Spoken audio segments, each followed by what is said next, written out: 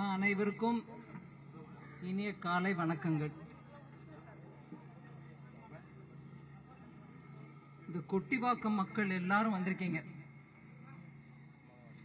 குறிப்பா சொல்ல போனா மீனவ சமுதாயத்தை சேர்ந்த பெண்கள் நிறைய பேர் வந்திருக்கீங்க, ஆண்களும் வந்திருக்கீங்க. நான் முறைப்படி மேடையில் அமர்ந்திருக்கக்கூடிய பெரிய பெரிய பெரிய தலைவர்கள் எல்லார் பேரையும் எடுத்துட்டு என்னோட பேச்சை குறைச்சிக்கிட்டு அவங்களுக்கு வணக்கம் சொல்றதுக்கு பதிலாக எல்லாருக்கும் மன்னிப்பு கேட்டுக்கிறேன். அவங்க ஒவ்வொருத்தர் பேரையும் சொல்லாம விஷயத்துக்கு வரேன்.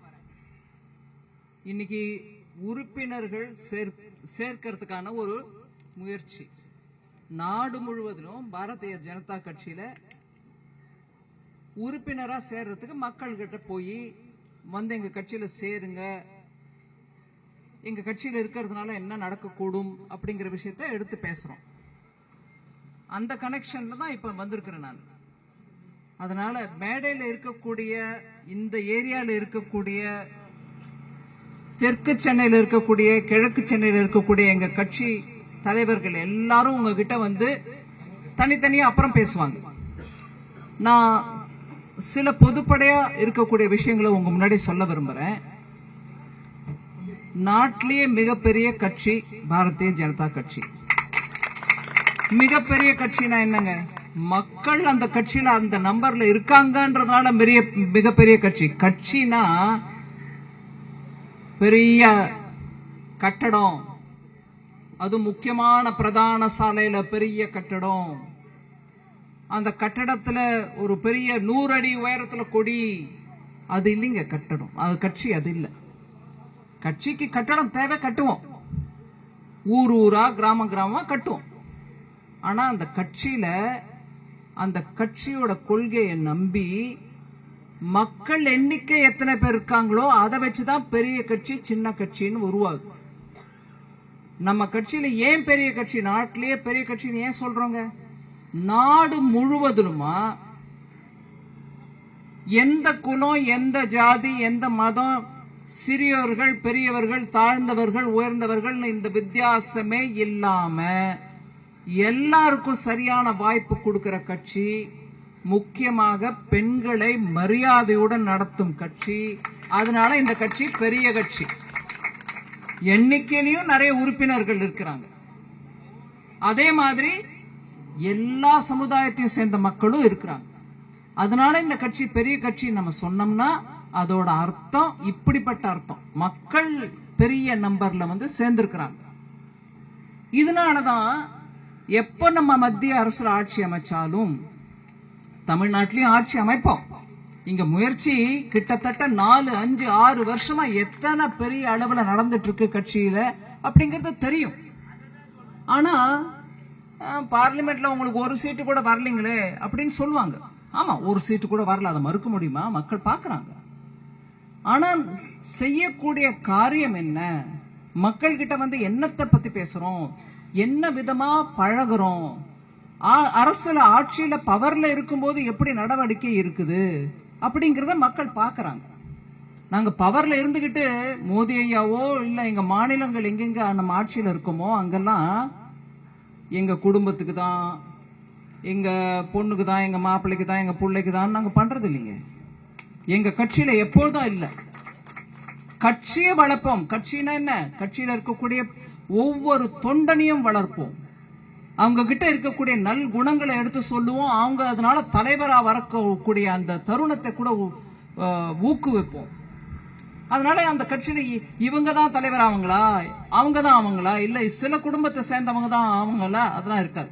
யாரு வேணாலும் கட்சியில பெரிய இடத்துக்கு வரலாம். அந்த மாதிரிப்பட்ட கட்சியில இன்னைக்கு நீங்கள் உறுப்பினரா சேரணும்னு வந்து கை கூப்பி உங்க எல்லாரையும் கேட்டு உறுப்பினர் ஆக்கிறதுக்கு வந்திருக்கோம். மீனவர்கள் இருக்கக்கூடிய ஒரு குப்பத்துக்கு வந்திருக்கோம். மீனவர்களை, அந்த சமுதாயத்தை நாடு முழுவதிலும் எப்படி நம்ம இன்னும் பலவிதமான திட்டங்களை எடுத்துக்கொண்டு சென்று அவர்கள் முன்னேற்றத்துக்கு உழைக்கணும்ன்றதுக்கு ஒரு உதாரணம் சொல்றேன். உங்களுக்கு தெரியும், அமைச்சரவை எத்தனையோ இருக்கு மத்திய அரசுல. விவசாயிகளுக்கு ஒரு அமைச்சரவை, பின்தங்கிய வகுப்பினருக்கு சேர்க்கிறதுக்கு ஒரு அமைச்சரவை, இல்ல டிஃபென்ஸ் நாட்டுல தற்காப்புக்கு இல்ல டிஃபென்ஸ் நம்ம நாட்டையே காப்பாற்றணும்ன்றதுக்கு இருக்கிறதுக்கூடிய டிஃபென்ஸ்க்கு ஒரு அமைச்சரவை அப்படியா இருக்கும்போது மீனவர்களுக்குன்னு ஒரு தனி டிபார்ட்மெண்ட் ஏற்படுத்தினது மோடி ஐயா. டிபார்ட்மெண்ட் ஆஃப் ஃபிஷரிஸ் எடுத்துட்டு வந்தது நம்ம தான். அதுல எத்தனையோ திட்டங்கள் கொண்டு மீனவர்களுக்கு இன்னும் நல்ல முன்னேற்றத்துக்கு என்னெல்லாம் வழிவகுக்கணும் அப்படின்னு திட்டங்கள் போட்டார். அதுல உதாரணத்துக்கு சொல்றேன், இன்னைக்கும் அதுல நான் தீவிரமா எப்படி ப்ரோக்ரஸ் ஆகுதுன்னு டெய்லி பைனான்ஸ் மினிஸ்ட்ரி மூலமா விசாரிக்கிறேன். உங்க எல்லாருக்கும் தெரியும், விவசாயிகளுக்கு கடன் ரொம்பவே குறைச்ச வட்டிக்கு கடன் கொடுக்கறதுக்கு ஒவ்வொரு முறையும் அவங்க பயிருக்கு விதை விதைக்கும் அந்த காலத்திலேயே லோன் டேர்ம் லோனா கொடுப்பாங்க. அதுக்கு வட்டி குறைச்சலா கொடுப்பாங்க. அதுக்கு லோன் கொடுக்கணும், இவர் விவசாயி தான் அப்படின்னு எப்படி தெரியும்? கிசான் கிரெடிட் கார்டு அப்படின்னு ஒரு கார்டு ஒவ்வொரு விவசாயி கையிலையும் கொடுப்பாங்க. அவர் அந்த கார்டு எடுத்துட்டு போய் பேங்க்ல கொடுத்தா அவங்களுக்கு அந்த வட்டி குறைச்சலான லோன் கொடுப்பாங்க. அதை தவிர அவங்களுக்கு எல்லா விதமான ஃபர்டிலைசருக்கு சப்சிடி கொடுக்குறோம். நீங்க போய் ஒரு உரம் வாங்கணும்னா அதுக்கு விலை குறைச்சு கொடுக்கறதுக்கான அதுக்கும் அந்த ஐடென்டி அந்த கிசான் கிரெடிட் கார்டை வச்சுட்டு அவர் போய் உரம் கடை விற்கிற கடையில் போய் உரத்தை வாங்கிக்கலாம். 300 ரூபா ஒரு மூட்டை உரம் வாங்கணும்னா இன்னைக்கு தேதிக்கு விலைன்னா நம்ம இறக்குமதி பண்றோம் அந்த நாட்டில் உரம். நம்மளுக்கு உரம் உற்பத்தி பண்றதுக்கான அந்த அளவுக்கு கெப்பாசிட்டி இல்லை. அந்த இறக்குமதி பண்ணக்கூடிய அந்த உரம் இன்னைக்கு கொஞ்சம் ரேட்டு குறைச்சலா இருக்கலாமே தவிர கோவிடுக்கு அப்புறம் 3000 ரூபாய் ஒரு மூட்டை ஆயிடுச்சு. 3000 ரூபாய் ஒரு மூட்டையா இருக்கும்போது நம்ம மார்க்கெட்ல விவசாயிக்கு 300 ரூபாய்க்கு விற்கிறோம் அந்த அதே மூட்டை உரத்தை. மோடி ஐயா அப்பவே சொன்னார், நம்மளுக்கு உணவளிக்கும் விவசாயிக்கு அன்னதாத்தா அப்படின்னு நம்ம சாப்பிடுற அந்த உணவை கொடுக்கக்கூடிய விவசாயிக்கு அந்த விலையை அவங்களுக்கு போடக்கூடாது, எப்போதும் கொடுத்த அதே 300 ரூபாய் மூட்டைக்கு தான் கொடுக்கணும் அப்படின்னாரு. இப்படியாக அந்த கிசான் கிரெடிட் கார்டு கையில இருக்கிறதுனால அவங்களுக்கு இந்த சலுகைகள்லாம் அரசின் மூலமா கிடைக்குது. ஒரு முறை என்ன அழைச்சி பெரிய பிரதமர் ஐயா கேட்டாரு, ஏன் மீனவர்களுக்கு இந்த அதிகாரம் நம்ம கொடுக்க கூடாது? விவசாயி எவ்வளவு முக்கியமோ அவ்வளவு முக்கியம் நம்மளுக்கு மீனவர்கள். அதனால இன்னைக்கு அந்த கிசான் கிரெடிட் கார்டு அப்படின்னு கொடுக்கறதுல மீனவரும் கடல்ல இருக்கக்கூடிய விவசாயி, கடல்ல மீனை பிடிச்சுக்கிட்டு எடுத்துட்டு வரவ நிலத்துல எப்படி உற்பத்தி பண்றாரோ அதே மாதிரி விவசாயி தான் கடல்ல இருந்து அவங்க உற்பத்தி பண்றாங்க. அவங்களும் கடல் விவசாயி தான். அதனால இந்த கிசான்ங்கிற அந்த வார்த்தை ஹிந்தியில விவசாயின்ற அர்த்தம் மீனவ விவசாயிகளுக்கும் சேரும் அப்படின்னு இன்னைக்கு அந்த கிசான் கிரெடிட் கார்டு பிஷர்மேனுக்கும் வருது. அப்படின்னா என்ன அர்த்தம்? நீங்க கடன் வாங்கணும்னா உங்களுக்கும் இலவசமா, அதாவது கொஞ்சம் சலுகையோட லோன் கிடைக்கும். நீங்களும் ஒரு தொழில் பண்ணா அதுக்கும் கிடைக்க வேண்டிய எல்லா விதமான சலுகையும் உங்களுக்கும் கிடைக்கும். இதை தவிர மீன் பொருட்களை ஆண்கள் மீனவர்கள் கடலுக்கு போறாங்க, எடுத்துட்டு வராங்க, வேட்டைக்கு போய் தெலுங்குல வேட்டைன்னு கடல்ல போய் வேட்டைக்கு போயிட்டு வர்றாரு, கடல்ல இருந்து எடுத்துட்டு வராங்க மீன். அந்த மீனை காய வச்சு ஆற வச்சு பதனிடுறது பெண்கள். அந்த பெண்களுக்கு நம்ம என்ன கொடுக்கறோம்? சின்ன சின்ன லோன்ஸ் கொடுக்க முடியுமா? அவங்க அந்த பொருளை சரியா பேக் பண்ணி இல்ல ஆற வச்சு உப்பு போட்டு பதனிட்டு அதை வெளியில மார்க்கெட்டுக்கு எடுத்துட்டு போனா எப்படி? அதுக்கும் ஒரு திட்டம் போடுங்க. அதனால விவசாயிகளுக்கு ஆண்களோ பெண்களோ FPO, அதாவது ஃபார்மர் ப்ரொடியூசர் ஆர்கனைசேஷன் ஒண்ணு பண்ணுங்க. அவங்க உற்பத்தி பண்ற பொருளை வித்து அதுல இருந்து ஆதாயம் சம்பாதிக்கிறதுக்கான ஒரு FPO அப்படிங்கிற ஒரு குழுமத்தை அமைங்க. நார்மலா கோஆபரேட்டிவா இருக்கலாம், ஆனா கோஆபரேட்டிவ்ல ஆதாயம் அவ்வளவா கிடைக்கிற மாதிரி தோணலையே. அதனால இது வேற ஒரு விதமா பண்ணுங்கன்னு ஃபார்மர் ப்ரொடியூசர் ஆர்கனைசேஷன் பண்ணோம். இப்ப கடல்ல போறவரும் ஒரு விவசாயி தான் அப்படிங்கும் போது அது அந்த farmer producer organisation fisherman producer ஆர்கனைசேஷனா கூட இன்னைக்கு பண்ணுங்க. பெண்கள், மீனவர் குடும்பத்தை சேர்ந்த பெண்களோட இந்த மாதிரி குழுமம் அமைச்சு அவங்களுக்கு அந்த குழுமத்துக்கு தேவையான பணம் கொடுங்க. அவங்க தொழிலை பண்ணிக்கிட்டோம், இல்ல இன்னும் கொஞ்சம் விவரமா பண்ணணும், எக்ஸ்பேண்ட் பண்ணணும்னா அவங்களுக்கு பேங்க் மூலமா கடன் கொடுக்கறதுக்கு ஏற்பாடு பண்ணுங்க. முத்ரா லோன் ஸ்கீம்ல அவங்களையும் சேர்த்துக்காங்க. முத்ரா லோன் ஸ்கீம்ல என்ன ஒரு முக்கியமான ஒரு அம்சம், நார்மலா பேங்க்குக்கு போனா சரிங்க உங்களுக்கு லோன் கொடுக்கணும்னா நீங்க உங்க வீட்டு பத்திரத்தை கொடுங்கன்னு, இல்ல உங்ககிட்ட ஏதாவது ஒரு தங்கம் இருக்கா வளையல் இருக்குதா அதை வைங்கன்னு. அந்த மாதிரி ஒரு செக்யூரிட்டி இல்லாம லோன் கொடுக்க மாட்டாங்க பேங்க்ல. அது பேங்க் ரூல், நம்ம அதை மாத்த முடியாது. ஆனா மோடி ஐயா சொன்னாரு, நான் கேரண்டி கொடுக்கறேன், தங்கமோ இல்ல நிலப்பட்டாவோ இல்ல அவங்க வீடுக்கு மன பேப்பரோ தேவையில்லை, அவங்களுக்கு பிஎம் முத்ரா ஸ்கீம்ல கூட கேரண்டி இல்லாம லோன் கொடுக்கணும், கேரண்டி கவர்மெண்ட் கொடுக்குது அப்படின்னு மோடி ஐயா அந்த திட்டத்தை எடுத்துட்டு வந்தார். இன்னைக்கு நீங்க ஒரு வேளை உங்களுக்கு கொஞ்சம் கடன் கிடைச்சா நான் என்னோட வியாபாரத்தை நல்லா பண்ணுவேன், மீன் வியாபாரம் இன்னும் நல்லா நடக்கும் அப்படின்னு தோணுச்சுன்னா பேங்க்ல போய் நீங்க அதுக்கு தேவையான பத்திரம் பேப்பர் ஒன்னும் காட்ட வேணாம், நீங்க போய் எனக்கு நான் மீனவ சமுதாயத்தை சேர்ந்து போய் இந்த கிராமத்துல இருக்கேங்க எங்களுக்கு லோன் வேணும், அந்த முத்ரா மூலமா எங்களுக்கு லோன் கொடுங்க அப்படின்னா உங்களுக்கு கொடுப்பாங்க. ஒருவேளை உங்களுக்கு கஷ்டமா இருக்கு கிடைக்கல அப்படின்னா எனக்கு செய்தி அனுப்புறதுக்கு யார வேணாம், இங்க இருக்கிறவங்க தலைவங்க எல்லார் கையிலும் பேப்பர் கொடுங்க. ஏங்க நான் போன பேங்க்ல அந்த அம்மா வந்து சொல்லிட்டு போயிடுச்சு, பேங்க்குக்கு பணம் கொடுக்கல அப்படின்னு எனக்கு விவரம் கொடுங்க, எந்த பேங்க் உங்களுக்கு மறுக்கிறாங்க நான் பாக்குறேன்.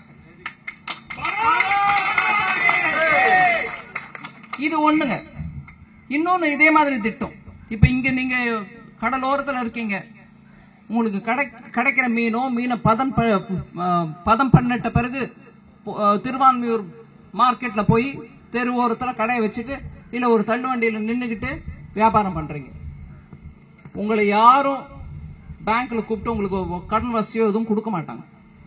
தெருவோரத்துல வியாபாரம் பண்றவங்க எல்லாருக்கும் திருப்பவும் ஒரு விதமான கேரண்டியும் இல்லாம அவங்க வியாபாரம் பண்றதுக்கு வேணுங்கிற அளவுக்கு டெய்லி நீங்க யாரோ ஒரு நடுவுல தரகர்கிட்டயோ இல்ல வட்டி கொடுக்கற சேட்டுக்கிட்டயோ போய் நீங்க பணம் வாங்கிட்டு வரீங்களா, 100 ரூபாய் கொடுத்தா 90 ரூபாய் கையில கொடுப்பாங்க. 100 ரூபாய் கடன் வேணும்னா 90 ரூபாய் கையில வரும். ஆனா சாயங்காலம் போய் கொடுக்கும் போது திருப்பி 100 ரூபாய் கொடுக்கணும். அதாவது ஒரு நாளைக்கு 10 ரூபாய் வட்டி ஆனாலும் போயிடும். அப்படியும் நம்ம வாங்கிக்கிட்டு நம்ம தொழில் நடத்தணும்னு போறோம். அந்த மாதிரி நிலைமை வரக்கூடாதுன்றதுக்கு தான் பிஎம் ஸ்வநிதி அப்படின்னு ஒரு திட்டம் எடுத்து வந்தார்.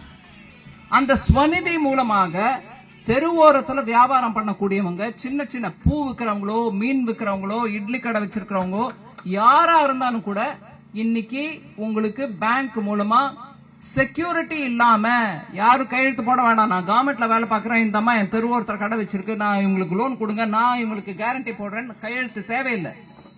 நீங்க போய் நின்னா உங்களுக்கு கிடைக்கும் லோன், உங்க பிசினஸ் நடத்துக்கங்க. இந்த வட்டி பெரிய வட்டி தொல்லை இல்லாம கேரண்டியா கவர்மெண்ட் மூலமாவே சலுகையாக கிடைக்குது. இதுவும் மீனவர்களுக்கு. இதை தவிர தமிழ்நாட்டில் ஒரு பெரிய பார்க் உண்டு, எனக்கு தெரிஞ்சு தூத்துக்குடி பக்கத்தில் எங்கேயோ வைக்கிறாங்கன்னு கேள்விப்பட்டேன், எனக்கு தெரியாத விவரம். ஆனா மத்திய அரசோட திட்டம் சீ ஃபுட் பெரிய பார்க், அதாவது இப்போ கடல் மாஸ்ங்கிற இங்கிலீஷ்ல, அது தமிழ்ல என்ன சொல்வீங்க, இந்த மாஸ் பாசி, கடல் பாசி, அதை எடுத்து ப்ராசஸ் பண்ணி இன்னைக்கு வெளிநாட்டுல அது ஒரு பெரிய மருந்தா போகுது. எனக்கு தெரிஞ்சு முதல்ல பாண்டிச்சேரியில புதுச்சேரியில ஸ்பிருலினா அப்படிங்கிற பேர்ல கடல் பாசியிலேருந்து வரக்கூடிய பதமிட்ட பொருளை மருந்தா தயாரிச்சு மாத்திரையா வித்துட்டு இருந்தாங்க. இல்ல அது உப்பு மாதிரி சின்ன தூள் தூளா பண்ணி கொடுப்பாங்க. அதை நீங்க என்ன சாப்பாட்டுல வேணாலும் அது மேல தூவிக்கிட்டு அதை சாப்பிட்டீங்கன்னா நல்ல உங்களுக்கு எல்லா விதமான விட்டமின்ஸும் கிடைக்கும்ன்றது சயின்ஸ்ல நிரூபிக்கப்பட்டிருக்கு. அந்த கடல் பாசியை ப்ரோசஸ் பண்ணி பெரிய விதத்துல ஏற்றுமதி பண்ணணும்ன்ற அந்த திட்டத்தையும் எடுத்துட்டு வந்து அது தென் தமிழ்நாட்டில் எங்கேயோ பெருசா வச்சிருக்காங்கன்னு கேள்விப்படுறேன். அந்த கடல் பாசியை ப்ராசஸ் பண்றதுக்கு நீங்க வேற எங்கேயாவது கூட நீங்க மீனவர்களா சேர்ந்து ஒரு குழுமம் அமைச்சு ஃபிஷர்மேன் கோஆபரேட்டிவ் FPO ஃபார்ம் பண்ணீங்கன்னா அதுக்கும் மத்திய அரசு உங்களுக்கு பணம் கொடுத்து உதவுறதுக்கு தயாரா இருக்கு.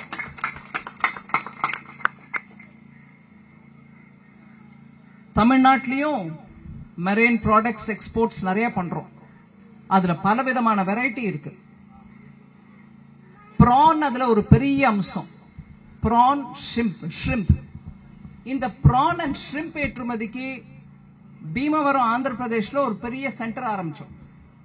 அங்க இருக்கக்கூடிய மீனவர்கள் அதுல இருந்து நிறைய பயன் அடைஞ்சு இன்னைக்கு ஜப்பானோ கொரியாவோ அமெரிக்காவோ யூரோப்புக்கோ நம்ம கடல்ல இருந்து கிடைச்ச பிரானோ இறால், ஷ்ரிம்புக்கு என்ன சொல்லுவீங்கப்பா, இறால் ஏற்றுமதி பெரிய அளவுல நடக்குது. அந்த அளவுல நம்மளுடைய தமிழ்நாட்டின் கடலோர பகுதியில் அந்த மாதிரி ஏற்றுமதிக்கு தகுந்த விதத்துல நம்மளும் முன் வர்றதுக்கு பலவிதமான திட்டங்கள் இருக்கு. நம் மீனவ சமுதாயத்தை சேர்ந்தவங்க எல்லாருக்கும் நான் கைகூப்பி விண்ணப்பிக்கிறது என்னன்னா, நீங்களும் அந்த மாதிரி ஏற்றுமதியில பங்கு ஏற்கணும்னா அதுக்கு சரிவர நிறைய திட்டம் இருக்கிறதுனால நீங்களும் பங்கேற்கணும். வெளிநாட்டுக்கு ஒரு பொருள் ஏற்றுமதி ஆச்சுன்னா அந்நிய செலாவணி மூலமா உங்களுக்கு கையில கடக்கூடிய பணம் நம்ம நாட்டிலே அதை வித்ததுக்கு 3 மடங்கு 4 மடங்குக்கு மேல உங்களுக்கு கையில பணம் வருது. அதனால ஏற்றுமதிக்கும் நம்ம பல விதத்துல முயற்சி பண்ணணும். கடல் பொருள்கள் ஏற்றுமதிக்கு பல விதத்துல முயற்சி பண்ணணும். கடைசியா ஒன்னு சொல்லிட்டு முடிச்சிடுறேன், இன்னும் நிறைய இருக்கு விஷயம் சொல்றதுக்கு. பட் நார்மலா மீனவர்கள் உடனே பெரிய பெரிய டீப் சீ ட்ராலர் வச்சுட்டு போறவங்க தான் நல்ல வியாபாரம் பண்ண முடியும், பெரிய மீன்களை பிடிக்க முடியும் வாங்க. அது உண்மையா இருக்கலாம். ஆனா WTO போன்ற உலக வர்த்தக மகாநாடு பெரிய சபை, அது எல்லா நாட்டிலிருந்து வருவாங்க. அதுல அங்க பெரிய பெரிய கப்பல் வச்சிருக்கிறவங்களுக்கு வியாபாரம் நல்லா நடக்கணும்ன்றதுக்கு பல விதமான விஷயங்கள் பேசுறாங்க.